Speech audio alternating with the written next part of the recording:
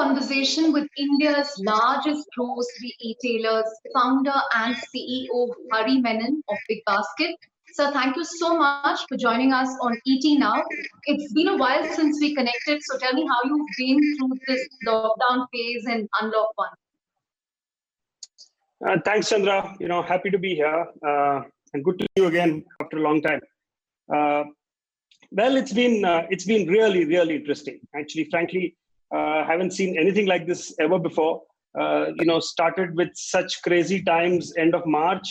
I can't even imagine those days. When business was peaking at one point, suddenly collapsed. All our people went away. Worked closely with the governments. Worked closely with local authorities, and that's all we were doing for the first week, 10 days, and essentially worked hard to get the business back, onto rails right now. And all I can say is maybe I think sit back and write a book on it. So it's been absolutely amazing. Learned a lot in terms of how you can manage in crisis like this. Work from home has been a very interesting phase. And I think it's worked very, very well for us. We did what it takes to kind of make sure it works well, because all of us were really, really busy and tied up with work. So we had to make it work because there was no question of going to office. And so we learned a lot of new things. And I must tell you, before I get into the rest of the questions, that one of the themes that we had through this entire period, primarily in the early part of the lockdown, was a theme which we finally, we should either convert into, making a song or writing a book on, and the theme was about, doing more with less, right? And this is a theme that we actually learned, internalized across the organization, right? And because everything was constrained, and we had to figure out, how we're going to tweak our systems, processes, technology, thinking, everything to essentially do more with less. And that became our mantra right through. I just wanted to ask you, now that we are in Unlock 1, what kind of demand are you seeing? Because we've been speaking to FMCG players in the last few weeks, from your Britannia to Page to Asian Paints. Everybody's talking about a resurgence in demand. In your case, BigBasket was anyway delivering these essentials even during the lockdown period. But what kind of demand trends can you share with us? Are you still seeing strong demand, and in what categories? Yes, Chandra. And I really want to use this opportunity to talk about and announce and tell you two important things that have happened to us, during this process, right? The first is, we have seen really, really strong demand, right through from March. We've grown in the early parts of the lockdown right up to 35%, and and including last month we grew close to about 20+%, and that's the kind of growth we've seen in the last few months. And thanks to great tailwinds that we've seen right across these 3 months, which is still holding on. I'm happy to announce that actually we've now on a GMV run rate or a sales run rate basis hit the $1 billion mark. And what this means is that we closed May at 650 crores of sales across the company, and 650 crores of sales on a GMV sales run rate basis is well above the $1 billion sales mark. And this is something that we feel really, really happy about. Sales holds on. We are still growing, and one of the things that I want to talk about is very quickly is the fact that we also believe that this will sustain. And that's very important because, this is just not a COVID phenomenon, right? Because of a couple of things. One is that we continue to see great tailwinds, continue to see demand, right through. One. Secondly, we are seeing our retention cohorts being absolutely amazing, right? And be it first customer retention cohorts or existing customer retention cohorts, we've been able to retain customers right through, which means that the customers have come online because, at some point there wasn't a choice. We've managed to actually retain these customers. And so those retention cohorts look really, really very good. Third is, there is still a lot of pent-up demand in many cities, actually, which actually are still going through a lot of lockdown pains. For example, Chennai. For example, Mumbai. Pune has started bouncing back. For example, Kolkata. And all these because of a lot of ground issues, right? Where we weren't allowed to operate. Chennai, we still can't operate through the day. And a lot of such issues, we still not actually exploited the complete demand. And it's because of these three reasons, we strongly believe that this will sustain as we go along. So we've seen terrific, tremendous growth.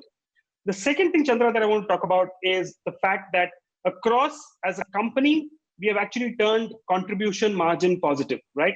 It's not break even, but we've turned contribution margin positive. And I'm keen to talk about this because this again is not necessarily, happened because of a COVID phenomenon, wherein it is not happened because we had to increase prices, right? It has happened primarily because of huge amount of operational efficiencies that we actually gained during this period.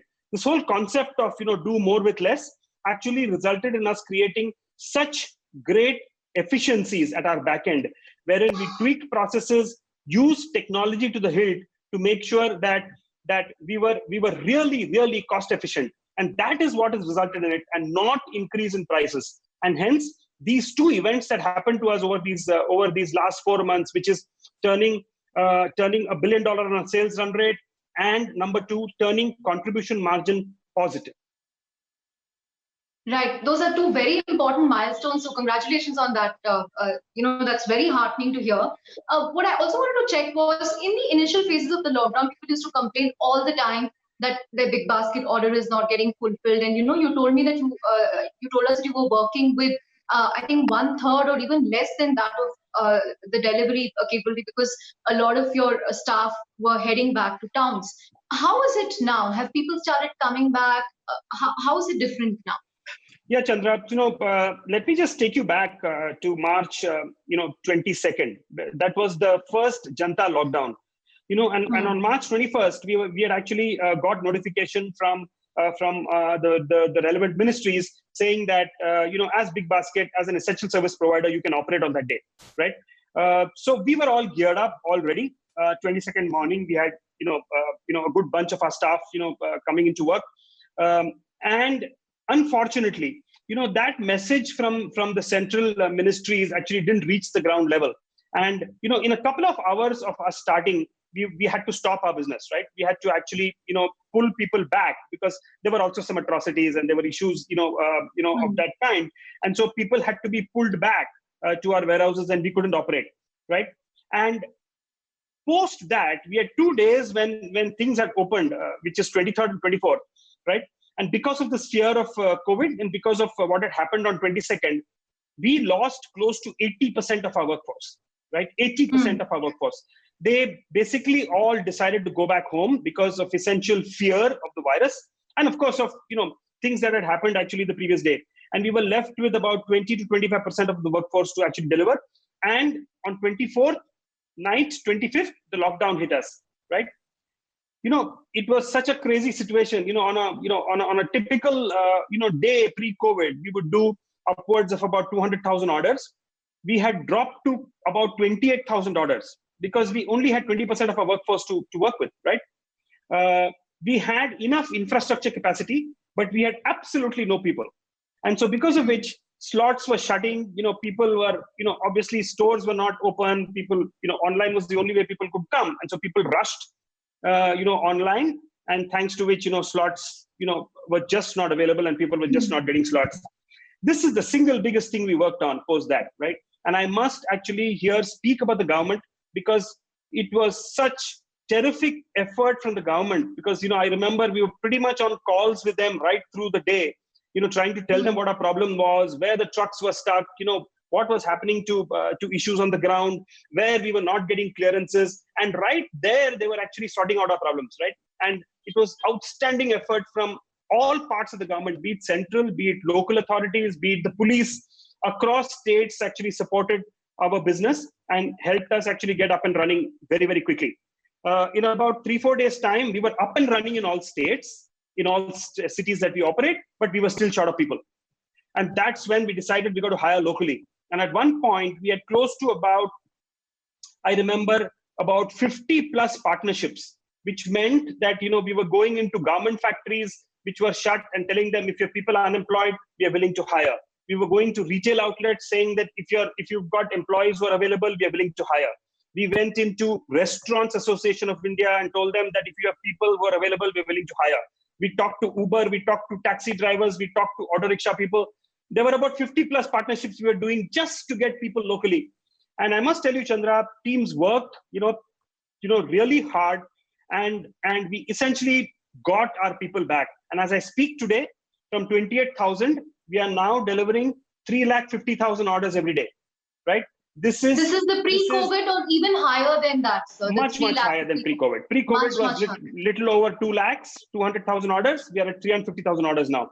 And this is just by doing one single thing in terms of making sure that we scaled people and hired people at such a frantic pace that we were able to bring capacity back. Right. You said that, some markets are just opening up. You mentioned the Chennai example, which is very badly hit by the virus. But you've also seen demand picking up in some of the so-called tier 2 cities. And this is a phenomenon we are seeing with other companies as well. They're saying rural demand is very strong. What can you tell us about that? You're right now present in 25 cities. Do you see this as an opportunity to penetrate more into the Bharat market? Here are some numbers. Our tier 1 cities, as I told you, initially had tier 1 cities had growth up to 30%, which is now close to about 22%. Our tier 2 cities grew by 58%. Right? We have in this lot 16 tier 2 cities, and tier 2 cities really saw huge demand. Right? That business continues to grow very, very rapidly. And at the point in time when tier 1s were growing at 30%, tier 2 was growing at 58%. Right? People are migrating to online, a lot faster and in larger numbers in tier 2. Actually, and that's what we saw, and that continues right now, Chandra. And that's a trend that we are so. It's so nice to see that, because that's one piece that we were always looking at. How is it going to scale? Going forward. And during this period, it's reached a level. And again, we believe that this will sustain, because we are seeing tremendous retention, our great retention cohorts, where we are able to retain customers, and most of the cities continue to grow. We spoke to Swiggy a few days back, and they gave us interesting insights on the best selling item or the most in-demand item. It continues to be biryani, but people are also ordering a lot of desserts and cakes. What can you tell us about what you're seeing? What are people buying in this lockdown? How has consumption really changed? Are people buying more of ready-made, value-added products? What can you tell us about that? Yeah, we've seen, initially, Chandra, we were only allowed to sell essentials, right? So there was no question. Our 35,000 range dropped to 3,000, right? And those 3,000 are really the fast-moving SKUs, which actually sold, all of them sold. And what were they? Essentially staples, right? And essentially fruits and vegetables, right? They were staples that we were selling. We were also doing well on actually fresh meat. We were doing very well on dairy, right? A lot of the dairy products that people are actually buying was actually doing well. But predominantly, it was all the essentials that were selling well. I must tell you, one of the categories that has seen very serious traction, in fact, the business has actually doubled, right? And that is fruits and vegetables, right? The business has grown 100%, because cooking at home became absolutely critical and important. Right. Fruits and vegetables used to contribute about 16 to 18% by value to our business. Now it contributes upwards of 20% to our business, right? Which means people are buying more and more fruits and vegetables. It used to be earlier 60% of all orders had fruits and vegetables. Now 75% of all orders are fruits and vegetables, right? So we've seen tremendous growth in fruits and vegetables as a category, and especially fruits actually did quite well. Staples did very well.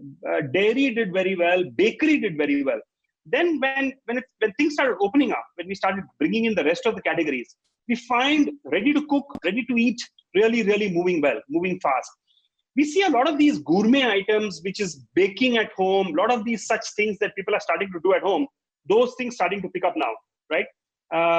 And we are seeing some interesting trends on some of the things that we actually hadn't seen growing earlier, like I said, like gourmet, like baking, products, which actually people used to do, make things at home, ready to cook, ready to eat, are really doing well. Right. I also wanted to understand, so a little on the competitive landscape. The big trigger, of course, is GeoMart going live a few weeks back. What kind of impact do you expect from GeoMart's entry? Because they also have a partnership with WhatsApp. How are you really preparing for this? Yeah. So the partnership with WhatsApp, Chandra, is more to actually look at enabling the small retailers and the kirana side of the business, right? The business actually, if you look at it in India, is split into two parts. We have the modern trade online businesses, which are typically 5% of the of the overall grocery pie. 95% of the pie is actually the small businesses. But since the business itself is so large, the opportunity is so large, it's an $800 billion market, right? Grocery. And so even 5% of that market is really, really huge. And that's the market we all play in, right? So, Right. so essentially, Chandra, my answer to any question on competition, right, or any question on what's going to happen with competition coming in has been just one. And I've been saying this, I think to you earlier, I think to Rahul many times, right, on ET Now channel, is that in large markets like this, it needs more players for new opportunities like online businesses to open up faster, right? Right. The more the players that come in, the faster markets open, because everybody is making noise, everybody's advertising, everybody's talking about it. So we have lots of people today sitting on the physical side, right? And so if you have to migrate them to come online, we need more and more people talking about it, especially in markets which are so large. In markets which are so large, it can't be a one player take it all. It can never be. And with more players coming in, with more noise in the marketplace, you'll find a lot more people coming into the online space. And people who are doing well, delivering well, servicing customers well, will always win and will take that pie. So to that extent, I think markets, the grocery market has an opportunity for more and more players to come in, right? And that's what I believe in. More players come in, online will grow faster, and that will help all of us. Right. In terms of new categories, so one category that's been in focus or in the news is alcohol, because you were named as one of the players selected in West Bengal.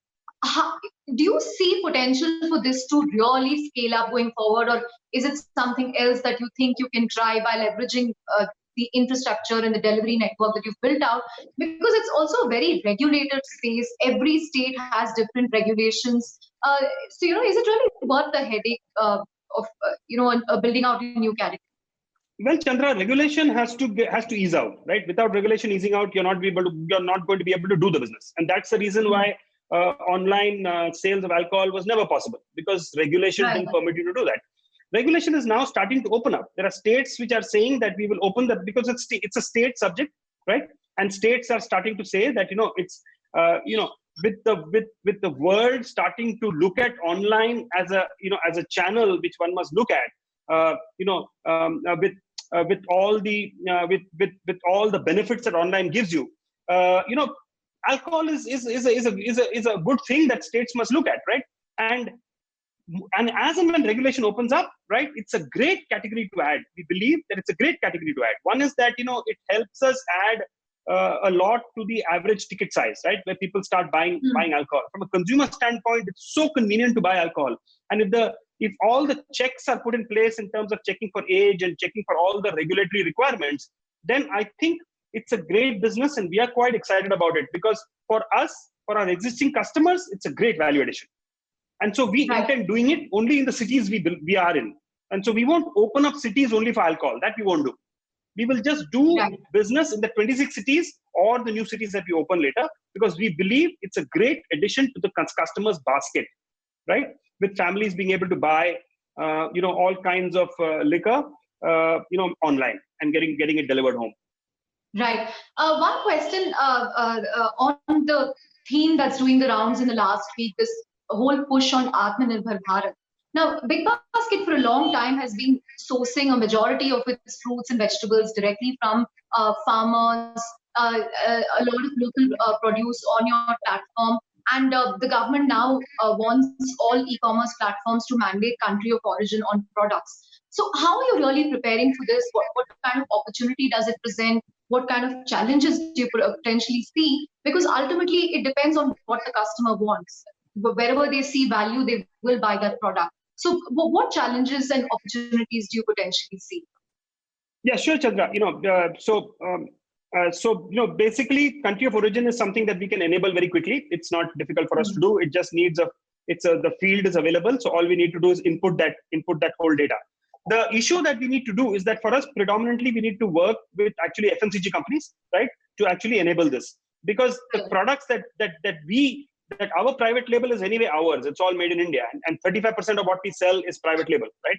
And so that's made in India. The balance is FMCG, right? The FMCG companies is what we need to work with. The only challenge I see there is that there are companies where they produce products in multiple countries, right? So it's not just one country. The same SKU can get produced in multiple countries, right? Now that makes it a little complex in terms of showing the country of origin based on batches that come in. So we buy, for example, from companies say 3 times a week or 4 times a week, right? Now, 4 times a week, if you get different batches which are produced in different countries, it becomes very complex for us to display this, dynamically, online. So one of the things that we could possibly do is that, that SKU, if it has 2 countries, then show both the countries as, of origin, right? So that's something that we are now going to work because we've actually, we were also part of a meeting with DPIIT, yesterday, and we've discussed methods and modalities to figure out, how we're going to do this. And so we're all going to work now towards doing it. I don't think it's too complex, except for this element, which we need to talk to FMCG companies to figure out how they're going to help us solve this part in terms of which batch comes from which country, or if we decide to show both the countries or the 3 countries, then that problem is solved.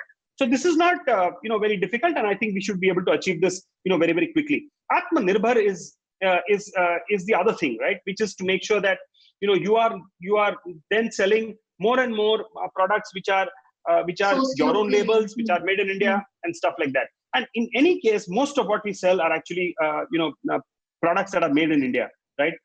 So there's very few, very, very little. We'll know this moment we start putting that data together. There's very little that comes from outside India in our entire portfolio. So this is not something that concerns us or worries us right now.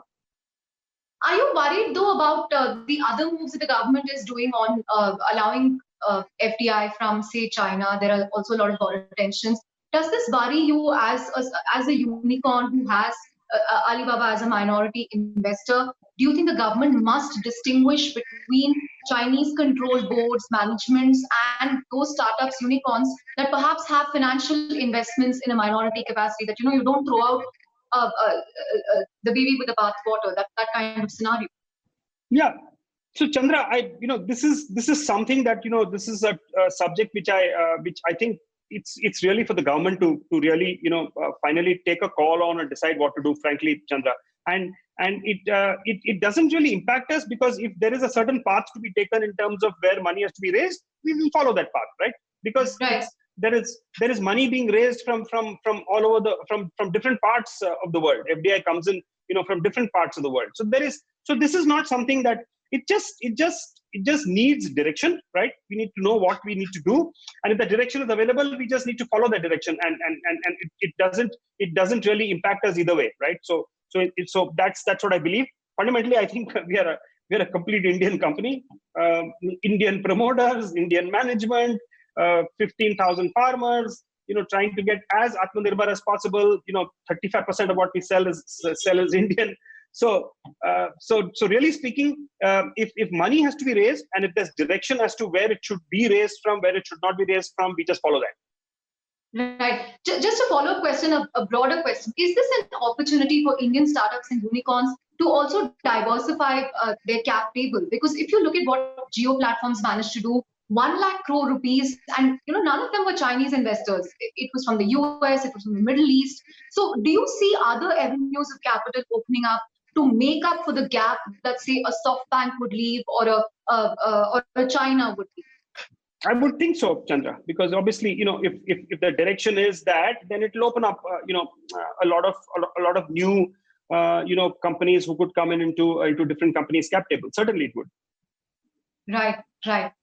And finally, I just wanted to ask you. You're someone who's also very passionate about music. You play the guitar very well. So, is that something that you've been spending a lot of time on during the lockdown, or have you been too busy just, ensuring that BigBasket meets all its targets? You mentioned 2 crucial milestones on the show today.